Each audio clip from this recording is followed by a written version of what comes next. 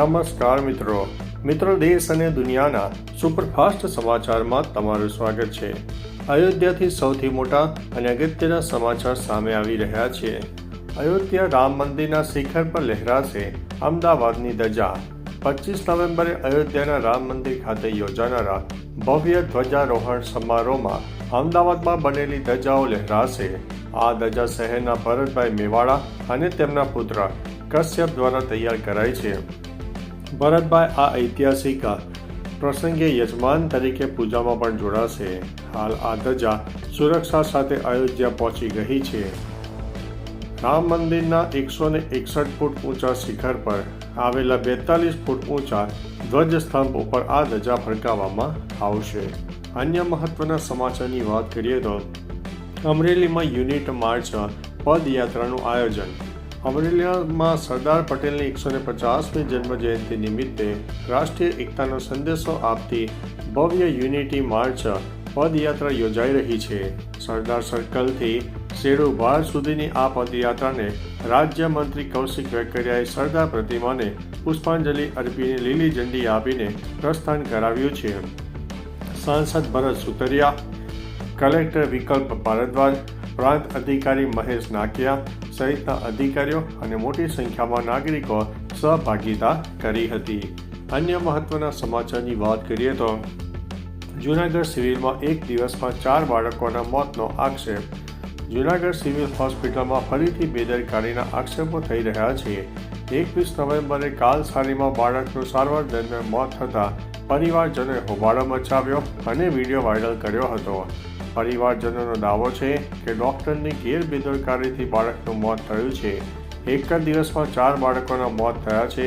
જો કે ગાયનેક વિભાગના વડાએ આક્ષેપોને પાયા વિહોણા ગણાવ્યા છે।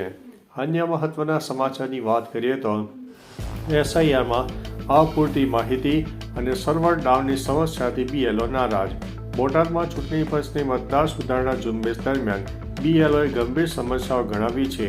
સવારે 9 વાગ્યાથી લઈને 1 વાગ્યા સુધીમાં કામગીરીમાં મતદારો પાસેથી અધૂરી માહિતી, ફોર્મમાં અધૂરી વિગતો અને નેટ સર્વર ડાઉનની સમસ્યાએ કામ અટકાવ્યું છે। બીએલઓએ નારાજગી વ્યક્ત કરી છે કે તંત્રના વધુ દબાણનો ઉલ્લેખ કર્યો અને માંગ કરી છે કે વધુ સમય મળે તો અસરકારક કામગીરી પૂરી કરી શકાય। અન્ય મહત્વના સમાચારની વાત કરીએ તો અંબાલાલ પટેલની ભૂકા કાઢતી આગાહી। અંબાલાલ પટેલે રાજ્યમાં કાતિલ ઠંડી અને કમોસમી વરસાદની આગાહી વ્યક્ત કરી છે। આગાહી મુજબ 22 ડિસેમ્બરથી 12 ફેબ્રુઆરી સુધી હાડ થીજાવતી ઠંડી પડશે અને લઘુત્તમ તાપમાન 8 ડિગ્રી નીચે પણ જઈ શકે છે। જો કે તે પહેલા 25 થી 28 દરમિયાન બંગાળની ખાડીમાં ચક્રવાત સર્જાવાની શક્યતા છે। ડિસેમ્બરના બીજા અને અંતિમ સપ્તાહમાં માવઠું થવાની શક્યતા છે। વાદળછાયા વાતાવરણ અને ભેજના કારણે ઘઉં અને જીરાના પાકને નુકસાન થવાની ભીતિ છે। અન્ય મહત્વના સમાચારની વાત કરીએ તો આર્થિક ચમત્કાર। વૈશ્વિક મંદીમાં ભારતની વૃદ્ધિ સૌથી ઝડપી જોવા મળી। વૈશ્વિક મંદીના માહોલમાં ભારતીય અર્થતંત્ર ચમત્કારિક રીતે અમેરિકા અને ચીન જેવા દેશોથી આગળ નીકળી ગયું છે। હાવર્ડના અર્થશાસ્ત્રી જેસન ફર્મે ડેટા રજૂ કરીને પ્રમાણિત કર્યું છે કે કોવિડ પછીના સમયમાં +5%નો ઉચ્ચ વૃદ્ધિદર જાળવી રાખનાર ભારત એકમાત્ર દેશ છે। વિકસિત અર્થતંત્ર મંદીના તકલીફોમાંથી ઉભરી રહ્યા છે, ત્યારે ભારતે મજબૂત સુધારાઓ અને સ્થિર આર્થિક માળખાને લીધે વૃદ્ધિના નવા સોપાન સર કર્યા છે। અન્ય મહત્વના સમાચારની વાત કરીએ તો ટ્રમ્પ અને પુતિનની અધિકારીઓની સિક્રેટ બેઠકથી વિવાદ સર્જાયો છે। યુક્રેન યુદ્ધ સમાપ્ત કરવા અમેરિકા અને રશિયાના અધિકારીઓ વચ્ચે ઓક્ટોબરમાં ગુપ્ત બેઠક થઈ હતી, જેના પર વિવાદ સર્જાયો છે। આ મીટિંગની જાણકારી ઘણા અમેરિકી અધિકારીઓને નહોતી।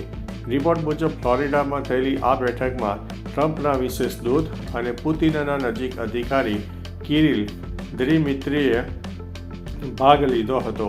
અહીં યુક્રેનને તેનો 20% હિસ્સો રશિયાને સોંપવા સહિત 28 પોઈન્ટનો પ્લાન તૈયાર થયો હતો। અન્ય મહત્વના સમાચારની વાત કરીએ તો સાબરકાંઠામાં મતદાર યાદી સુધારણાની 63% કામગીરી પૂર્ણ। સાબરકાંઠામાં મતદાર યાદી સુધારણામાં કાર્યક્રમમાં 21 દિવસમાં 63% કામગીરી પૂરી થઈ છે। જિલ્લામાં કુલ 11,61,128 મતદારો છે।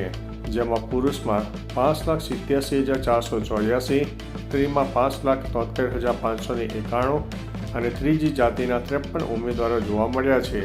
બાકીની કામગીરી પૂરી કરવા માટે આજથી બીએલઓ ઘરે ઘરે મુલાકાત લેવાનું શરૂ કરશે.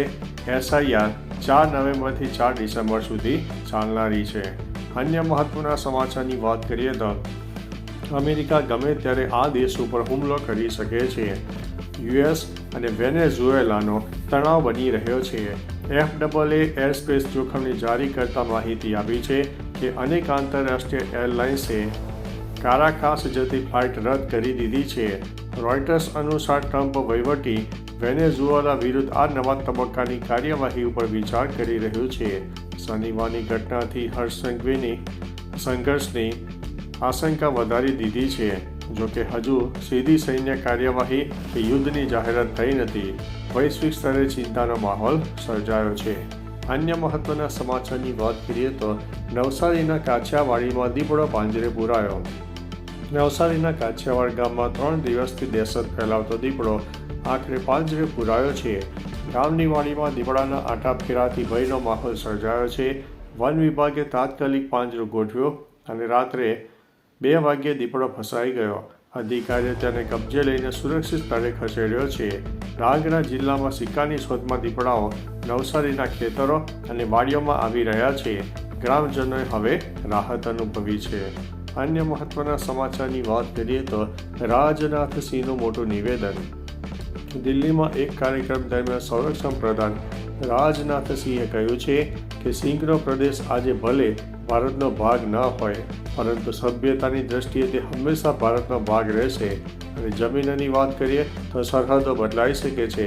કોણ જાણે છે કે સિંધ કાલે ભારતમાં પાછું આવી શકે છે. રાજનાથસિંહનું આ નિવેદન એવા સમયે આવ્યો જ્યારે પાકિસ્તાન પ્રાયોજિત આતંકવાદ ભારત માટે એક મોટી સમસ્યા બની ગયું છે. અન્ય મહત્વના સમાચારની વાત કરીએ તો મોરબીમાં લગ્નના 3જા દિવસે દુલ્હન ફરાર થઈ ગઈ છે. મોરબી શહેરમાં લૂંટેરી દુલ્હન દ્વારા છેતરપિંડીનો વધુ એક કિસ્સો સામે આવ્યો છે. અમદાવાદની ચાંદનીએ રાહુલ જસાફરા સાથે લગ્ન કરીને 3જા દિવસે 3 લાખ રૂપિયા લઈને ફરાર થઈ ગઈ હતી. દલાલ રાજુભાઈ તન્નાએ પણ સાથ આપ્યો હતો. રાહુલના પિતા સુંદરજી પૈએ મોરબી બી ડિવિઝન પોલીસમાં ચાંદની અને રાજુભાઈ વિરુદ્ધ છેતરપિંડીની ફરિયાદ નોંધાવી છે. પોલીસે તપાસ શરૂ કરી છે.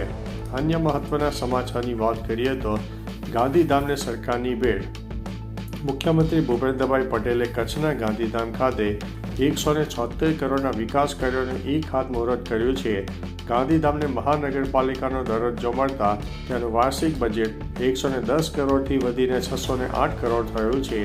સીએમએ જણાવ્યું છે કે સરકારની નેમ કચ્છના ઇકોનોમિક કેપિટલને નવી ઊંચાઈઓ પર લઈ જવાની છે. ભૂપેન્દ્રભાઈ પટેલે કહ્યું છે કે નરેન્દ્ર મોદીએ વિકાસની રાજનીતિને કચ્છને ભૂકંપની આપદામાંથી બેઠું કર્યું છે. અન્ય મહત્વના સમાચારની વાત કરીએ તો જામનગરમાં સીએમના કાર્યક્રમની તૈયારીઓને આખરી ઓપ આપવામાં આવ્યો.